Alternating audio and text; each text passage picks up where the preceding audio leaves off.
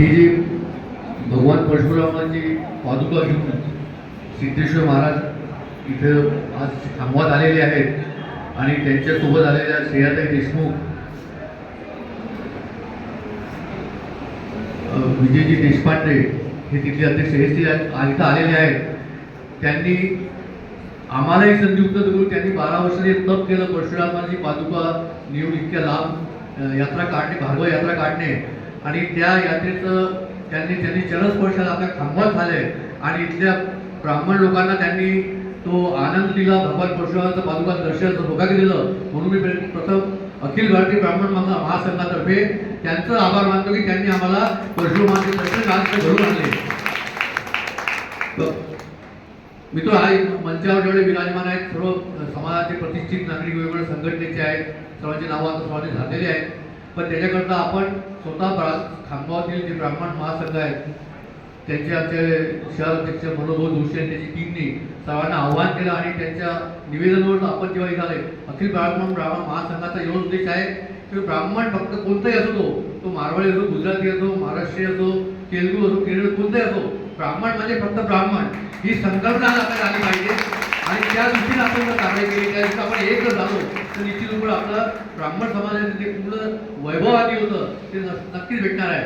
मी आपल्याला सांगतो की धरा काम उठी थी जिनके सुनकर एक ओंकार, हम उस परशुराम के वंशज है, पृथ्वी से क्षत्रियों को मिटाया जिन्होंने 21 बार, हम उस परशुराम के वंशज है जो जमदग्नि पुत्र शस्त्र और शास्त्र दोनों में पारंगत थे और जो चिरंजीवी है और भगवान विष्णु के अवतार, हम उस परशुराम के वंशज है.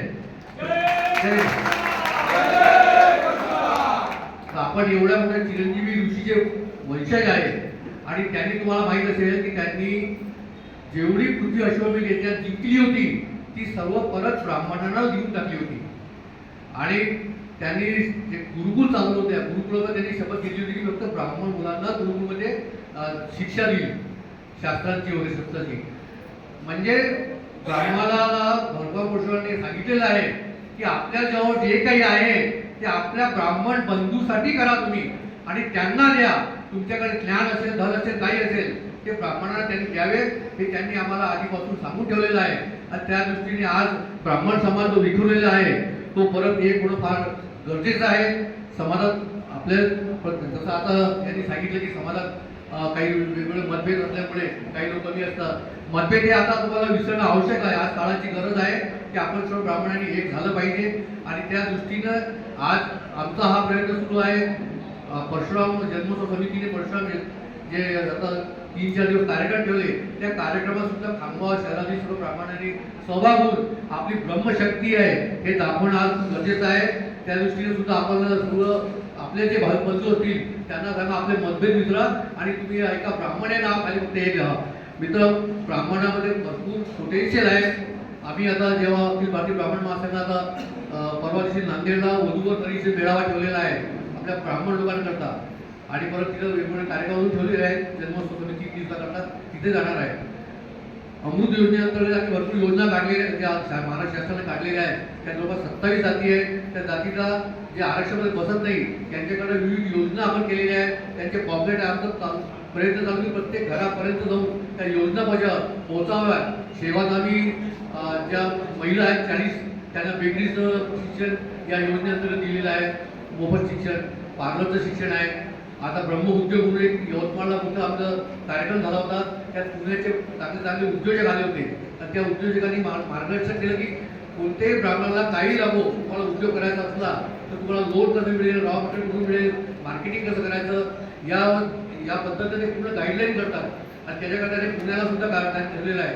तर अशा पद्धतीनं आपल्या वेगवेगळ्या अखिल भारतीय ब्राह्मण महासंघ प्रयत्न आहे की तळागाळापर्यंत जाऊन, कारण ब्राह्मण समाजात जवळपास 30-40% लोक सुदूर आहेत, बाकी सर्वांना आज गरज आहे तर त्या लोकांपर्यंत पोहोचून त्यांना कसं सशक्त करता येईल या दृष्टीने आपला प्रयत्न आहे आणि त्या दृष्टीने सर्व ब्राह्मणांनी एक होऊन आम्हाला सहकार्य करावे अशी आमची विनंती आहे. मी तुम्हाला सांगतो की विश्व कल्याण का विचार केवळ ब्राह्मण ही कर सकता है, विश्व कल्याण का विचार केवळ ब्राह्मण ही कर सकता है, जनमानस पर संस्कार केवल ब्राह्मण ही कर सकता है. ब्राह्मण ही है जो वनवासी अशोक को भी सम्राट बना देता है, ब्राह्मण ही है जो वनवासी अशोक को भी सम्राट बना देता है. भीष्म कर्ण जैसे योद्धाओं को तैयार केवल ब्राह्मण ही कर सकता है. ब्राह्मण में वो ताकत है कि हम चाहे उसको राजा में बनाते हैं, वो ब्राह्मण शक्ति को हमको जागरूक करना है, ब्रह्म शक्ति को जागरूक करना है। इसीलिए हमारा प्रयास है कि सारे ब्राह्मण एक छत्र नीचे आए।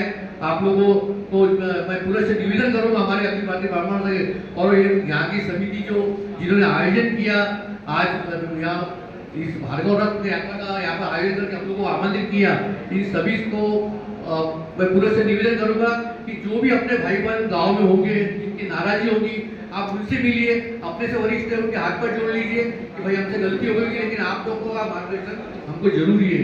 नम्रता है बहुत जरूरी है। आपको पता होगा कि भगवान परशुराम जी का अहंकार जब राम ने खत्म किया, उसके बाद में बोला उन्होंने कि इसके बाद में सिर्फ लोगों को ज्ञान देने का और शस्त्र की विद्या सिखाने का ही काम करूंगा।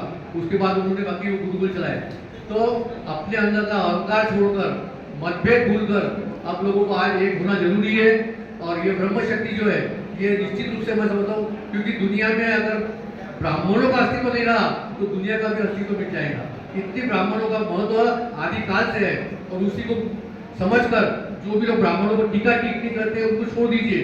हमारा काम यह विश्व कल्याण की कल्पना केवल ब्राह्मणों ने की है, इसलिए सारे समाज जो दूसरे भी होंगे उनको माफ कर देना, टीका टिप्पणी ख्याल नहीं देते हुए हर एक को अपने इसमें शामिल करना, उनका स्वागत करना, ये हमारा आज का ये हमारा उद्देश्य रहना चाहिए, मुझे लगता है।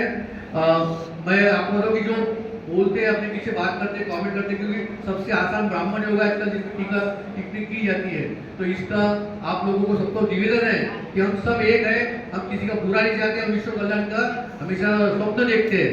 मैं आपको बता दूं कि ब्रह्म शक्ति कभी डरती नहीं उपहास के ललकारों से, ब्रह्म शक्ति कभी डरती नहीं उपहास के ललकारों से। अपनी जगह खुद बनाते हम तपस्या और संस्कारों से।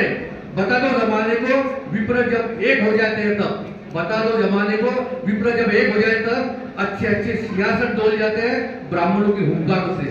तो ब्राह्मणों के अंदर वो ताकत है, वो हुंकार की कि हम लोग अपने तख्त और ताज को भी बदलते हैं। आप सभी का निवेदन है, कृपया सभी लोग जो है जो यहाँ आए, आपको की पूरा सकल ब्राह्मण समाज, उनका सबका मैं यहाँ अभिनंदन करता हूँ कि आप लोग इस मंच के लिए आज यहाँ पर आए। भगवान परशुराम जी का आशीर्वाद हम सब पर हमेशा बना रहे, यही आप भगवान चरणों में प्रार्थना करता हूँ।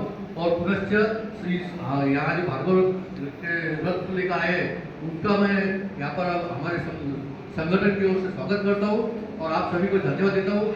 जय जय परशुराम।